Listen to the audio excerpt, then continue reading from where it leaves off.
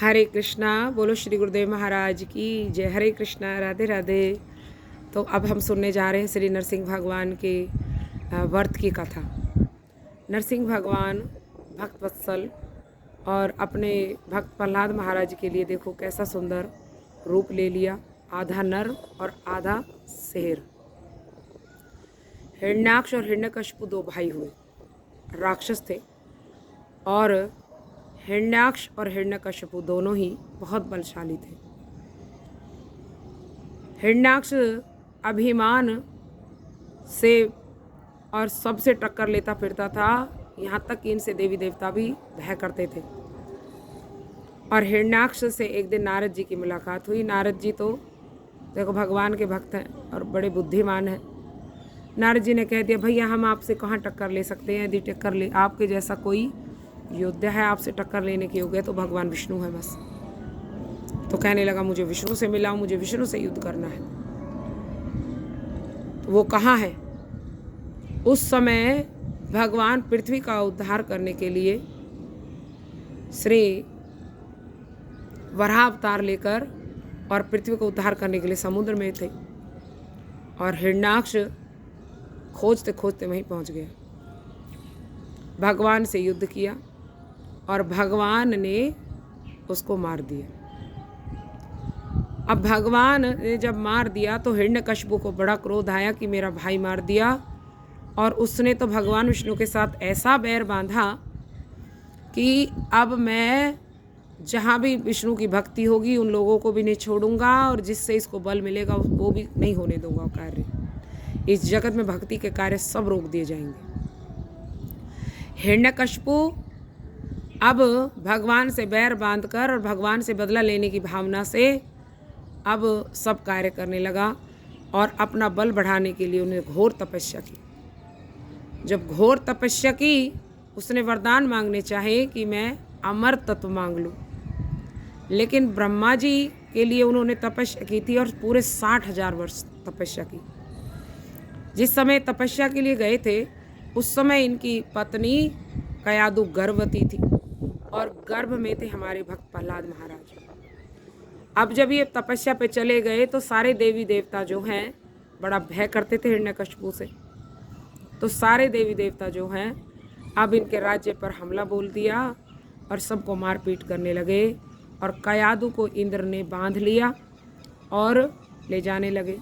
रास्ते में हमारे श्री नारद जी मिले और नारद जी ने कहा, रे इंद्र क्या कर रहे हो तुम, एक स्त्री को ऐसे बांध कर, और वो गर्भवती है, ये देवताओं के योग्य ये कार्य नहीं, तुम देवता हो। तब इंद्र ने कहा कि ये आप जानते नहीं, ये हिरण्यकशिपु की पत्नी है और इसके गर्भ में उसका बालक पल रहा है। सांप का बेटा सपोला ही होगा और हम स्त्री वध नहीं कर सकते, परंतु ये जब निकलेगा तो यदि पुत्र होगा तो हम इसको मार देंगे। प्रहलाद महाराज अभी गर्भ में है। और नारद जी कहने लगे देखो इंद्र, हो सकता है इसके गर्भ में भगवान को कोई भक्त पल रहा हो और तुम कयादु को मुझे दे दो। और यदि ऐसा नहीं होगा, आप चिंता मत करो, ऐसा नहीं होगा कि इसके गर्भ से जो निकलेगा वो भगवान से बैर करेगा।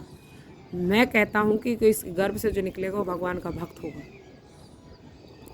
और प्रहलाद महाराज अभी गर्भ में है कयादु, उनकी माता, उन दोनों को लेकर श्री नारद जी अपने आश्रम में चले गए।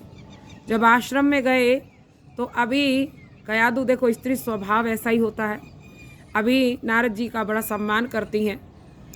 और नारद जी जब उठते उससे पहले तो उनके लिए जल रख देती हैं, स्नान आदि के लिए, फूल पूजा के लिए फूल आदि थाली तैयार कर देती हैं। ऐसे धीरे धीरे वो एक वैष्णव की सेवा करने लगी। देखो जब माताएं गर्भवती होती हैं वो जैसा अपना व्यवहार रखती हैं वैसा ही गर्भ से जो बच्चा उत्पन्न होता है उसका व्यवहार भी वैसा ही होता है। और अभी जब वो भगवान की कुछ कथा लीला कुछ सुनते पढ़ते तो कयादु भी बैठकर सुनती थी। गर्भ में धीरे धीरे सारी शिक्षाएं ग्रहण कर रहे थे हमारे प्रहलाद महाराज। और अब जब उधर हिरण्यकशिपु का जब तपस्या पूरी हुई और ब्रह्मा जी ने उनको दर्शन दिया तो उन्होंने वरदान मांग लिया कि मुझे अमर बनने का वरदान दे दो। ब्रह्मा जी ने हाथ जोड़कर कहा नहीं, अमर तो मैं भी नहीं हूँ। अमर जो इस धरती पर आता है उसको एक दिन जाना ही होगा। अमर वरदान नहीं मिल सकता, कुछ और मांगो।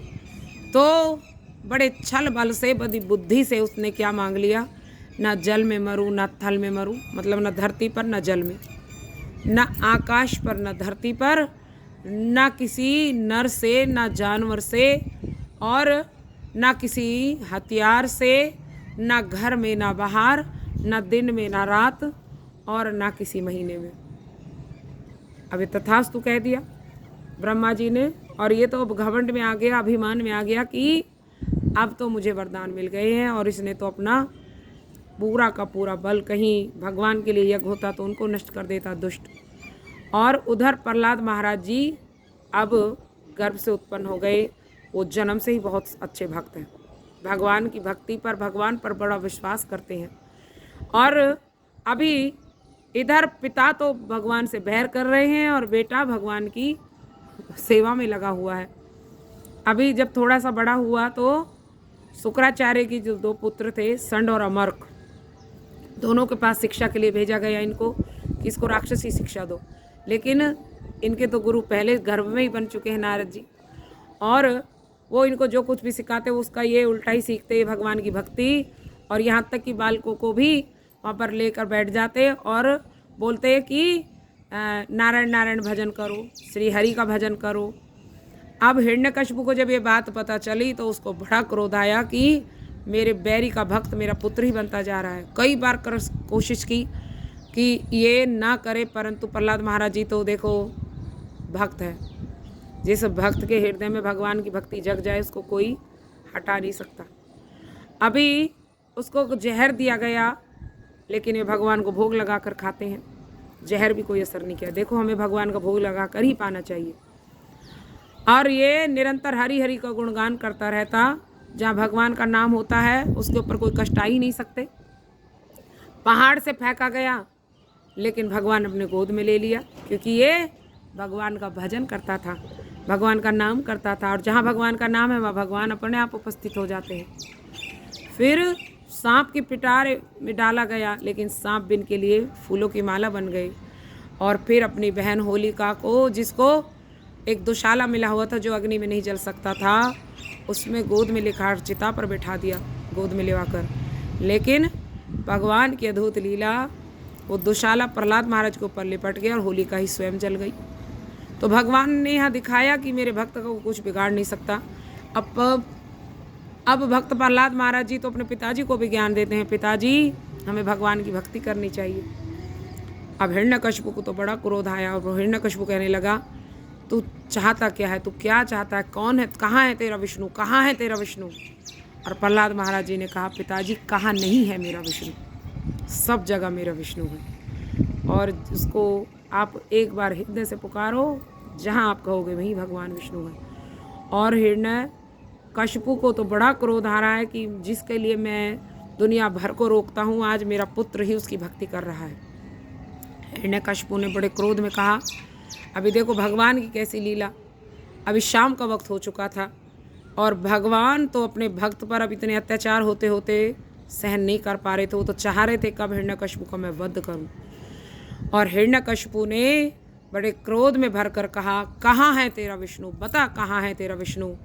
और जब प्रहलाद महाराज ने कहा सब जगह है मेरा विष्णु, और अभी शाम का वक्त था और बड़ी जोर से एक घूंसा मारा खंबे में, और खंबे में से भक्त वत्सल भगवान प्रकट हो गए। बोलो श्री भक्त प्रहलाद महाराज की जय, बोलो श्री नरसिंह भगवान की जय, बोलो श्री भक्त वत्सल भगवान की जय। और खंबे में से भगवान प्रकट हो गए, आधा नर और आधा सिंह। और अभी शाम का वक्त था। भगवान ने जिस अधिक मास की ये लीला थी, अधिक मास इसीलिए बनाया 12 महीनों से एक अलग, जो हर चौथे और 3 साल बाद आता है, जिसको कुछ लोग मल मास, देखो मल मास वैसे नहीं कहना चाहिए, अधिक मास ही कहा जाता है। और प्रकट हो गए भगवान। भगवान ने अपनी गोद में हिरण्यकशिपु को ले लिया और चौखट पर बैठ गए अपने नाखूनों से। ना दिन है ना रात, शाम का वक्त है, ना धरती है ना आकाश, भगवान की अधर उठा रखा है, जब मानो गोद में है, जंघा पे उठा रखा है, ना हथियार है, न खून है, ना कोई सा महीना है, क्योंकि अधिक मास अलग ही होता है। और शाम के वक्त उसको विदीर्ण कर दिया, ना दिन है रात है, और उसको ध्वंस कर दिया। जब ध्वंस कर दिया तो अब सारे देवी देवता फूलों की बारिश करने लगे, लेकिन भगवान का बड़ा उग्र रूप है, क्रोध आ रहा है बहुत कि मेरे भक्त को बहुत कष्ट पहुंचाया। देखो भगवान अपने भक्तों का कष्ट सहन नहीं करते, इसीलिए भैया भगवान के भक्तों को कभी किसी प्रकार का कोई कष्ट मत दिया करो, और खुद भी भगवान का भक्त बनने की चेष्टा करो कि भगवान हमारी भी ऐसी ही रक्षा करें। अभी देवता जो हैं सारे भगवान की स्तुति करने लगे और श्री लक्ष्मी देवी से कहने लगे कि हे लक्ष्मी देवी, आप भगवान को माला पहनाइए, इनको गुस्सा शांत कीजिए, अभी उग्र रूप है। लेकिन लक्ष्मी देवी ने भी कहा कि नहीं नहीं, अभी प्रभु, अभी स्वामी बहुत क्रोध में, मैं उनके निकट नहीं जाऊंगी। तब श्री ब्रह्मा जी ने फूलों की माला भक्त प्रहलाद महाराज जी के हाथ में दी और कहा, तुम्हारे लिए ही ये रूप लिया है और भगवान तुमसे बहुत प्रसन्न है। जाओ प्रहलाद, तुम भगवान के को शांत करो। भगवान के भक्त को बिल्कुल भी भय नहीं लगा, क्योंकि वो इतने कृपालु हैं भगवान कि भगवान के भक्तों को उनसे डर लगता ही नहीं। वो तो सब कुछ अपना मानते हैं, भगवान को ही सब कुछ मानते हैं। प्रहलाद महाराज मुस्कुराते हुए भगवान के निकट गए और छोटे छोटे हाथों से उठकर उनको माला पहनाना चाह रहे हैं। भगवान द्रवित हो गए और भगवान को उठाकर गोद में अपने पास बिठा लिया और उनको चाटने लगे, जैसे गाय अपने बच्चे को चाटने लगती है। प्रहलाद महाराज ने माला पहनाई, उनकी स्तुति की, और देवी लक्ष्मी भी फिर उनके साथ। सीधे तरफ प्रहलाद महाराज जी बैठे हैं और बाईं तरफ हमारी श्री लक्ष्मी देवी बैठी हैं। सो ऐसे भक्त वत्सल भगवान, आज का दिन यही वही है जो आज के दिन प्रकट हुए। आज सभी अपने गोपाल जी का नरसिंह भगवान, क्योंकि भगवान के अंदर ही हैं। देखो सारे अवतार भगवान श्री कृष्ण के अंदर हैं। उनका पंचामृत से अभिषेक करो और हो सके तो शाम तक निर्जला रखो, अन्यथा देखो फलाहार तो आपको रखना ही रखना है। पूरे दिन व्रत रखें और कल जो पारण का समय होगा वो हम डाल देंगे, उसी समय पारण करना। और आज पूरे दिन भगवान के भजन में व्यस्त रहना। आज का दिन बहुत श्रेष्ठ है, बहुत खास है आज का दिन, और इसको खूब यथा योग्य पालन करें और हमें भी आशीर्वाद दे कि हम भी कर सकें अपने गुरुवाणी पर, अपने भजन पर हम ठीक टिके रहें। आप लोग हमें अभी आशीर्वाद दें और आप भी अपना भजन करें। यदि कोई और प्रश्न हो तो आप पूछ सकते हैं, और इसमें कुछ भूल हो गई है तो क्षमा करें, क्योंकि मैं तो आप सबकी कृपा प्रार्थी हूँ। आप सब कृपा करें। मैं कोई बहुत बड़ी भक्त नहीं हूँ, परंतु अपने गुरुदेव के आदेश के अनुसार कि कुछ लोगों तक ये खबर पहुँच जाए, ये कथा पहुँच जाए, कोई व्रत कर ले, ये हमारी चेष्टा होती है। तो इन शब्दों के साथ मैं इसको आज समाप्त करती हूँ। बोलो श्री गुरुदेव महाराज की जय। वांछा कल्पतरुभ्यश्च कृपा सिंधुभ्यश्च पतितानां पावनेभ्यो श्री वैष्णवेभ्यो नमो नमः।